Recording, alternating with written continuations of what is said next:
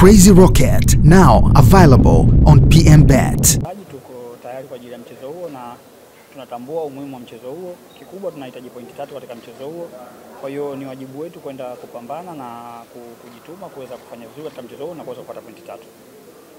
Sawa.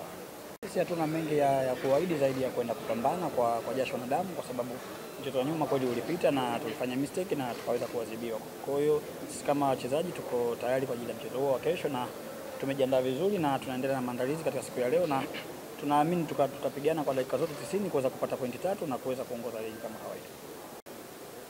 Kwanza kikubwa, mchezo wetu na Azam ni mchezo ambao huo unakuwa mgumu lakini pia unakuwa mzuri, lakini kitu kizuri zaidi katika timu yetu na tunachoamini kwamba tunahitaji matokeo mazuri katika mchezo huo, na haina haja ya kumfuata mchezaji mmoja mmoja sio na kuongea, kwa sababu kila mtu anaelewa umuhimu wa mchezo huo.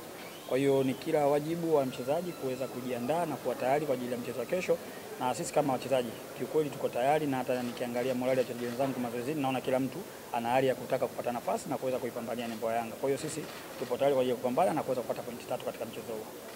Kubwa ningependa kuwaomba mashabiki zetu waweze kujitokeza kwa wingi kama kawaida yao, waje kutupa support vijana wao.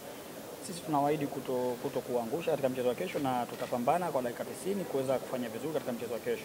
Kikubwa tunaomba support yao, tunaomba dua zao, wajitokeze kwa wingi, tuweze kusapotiana na kuweza kupata matokeo katika mchezo mzuri wa kesho.